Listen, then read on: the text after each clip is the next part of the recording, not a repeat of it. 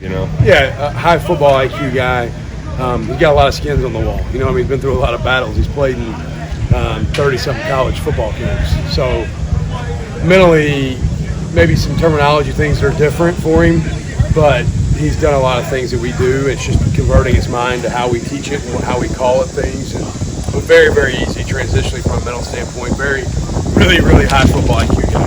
2 days ago in practice on Tuesday, he's calling stuff out the offense is getting ready to do. He's got a little bit of that, like, that Square's got from a football IQ standpoint. Picking things up 6 practices. He's a smart kid, man. He's really, really smart. You know, there's a difference between understanding it in the classroom and applying it to the field, but that dude in the classroom is extremely impressive. I mean, he's a very sharp kid. He's busted his butt to get ready. I mean, he's been around the facility doing stuff on his own all the time. I mean, he'll walk by my office and I'm like, hey man, what are you doing here? Like, he is just working his tail off. And he's got a great example of how to work by DeAndre Square. I mean, number 5, golly, you just mimic what that guy does and you're going to learn how to prepare. And that made me think, we saw him in the spring and the summertime, and it looked like he was attached to DeAndre's hip. Yeah. A lot of times. Is that a good indicator to you when you see a guy that's kind of willing to be a sponge? Heck yeah, it is. Like, hey, if you got somebody in the room that knows how to do it the right way, do everything they do. Everything. Like, put your socks on how they put them on. You know what I mean? And so I've told Square, hey, we've got good young players. They're going to be really good. They need to learn how to be a college football player and how to be a linebacker, and he's teaching them. And obviously I'm teaching them too, but there's no leadership like pure leadership. I mean, you can't substitute that. Do you focus those young guys at one spot, or can you kind of cross-train them already at both those insides? A little bit of both. Yeah. I like to get their cleats in the ground and their eyes set at a certain spot. Trevin's probably mentally just a little cleaner swinging at both right now. Tez has played one mainly, but is learning both. I tell the guys in the room, I'm coaching both guys at the same time in the film room. If you're not listening to the other spot, then you're wasting an opportunity to get better. So you never know when you're going to be called upon to have to sub and play the other one. They work hand in hand. The physical demands of both are similar, obviously. There is some nuanced details to some of the technique and job description stuff that's different. Both are learning both spots. Trevin's probably repped both a little bit more than Tez. Tez has kind of had his cleats set, but throughout a practice, I try not to spin them, and you know, it's like being on a carousel and you get too many rotations and you get a little sick at it. I want their eyes to be clean, let them calm down, and let them start to see things the same. How have you seen Jared Casey kind of do?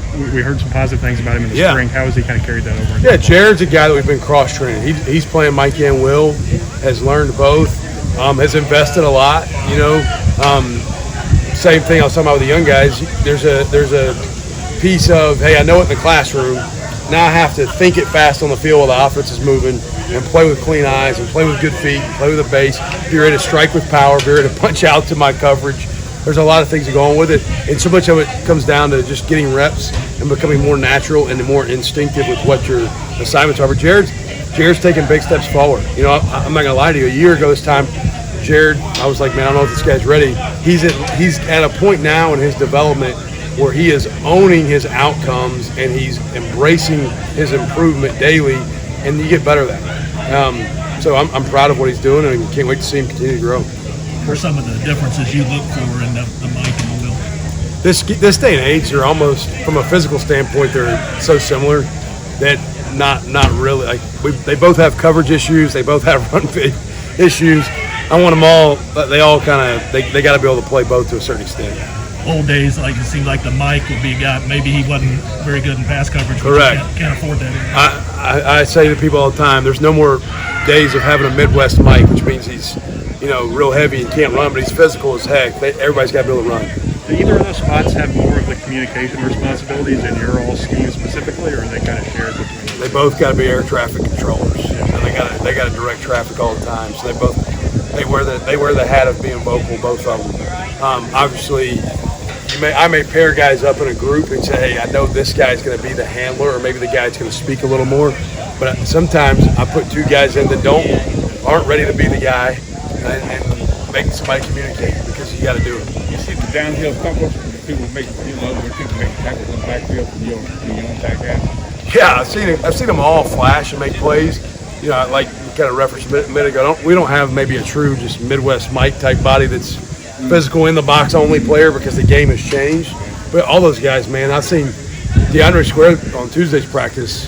He was popping pads like you would have thought he was a first-year freshman trying to impress somebody.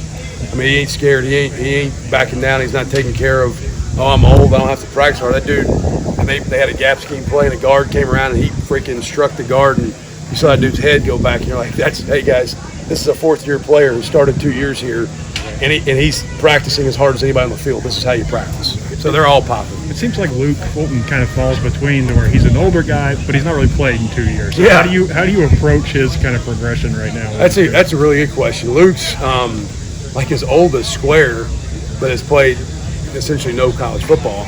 So just get him confident and comfortable, and just worrying about his own development and not what else is going around him. You know, sometimes you can worry about too many things that you don't have control over.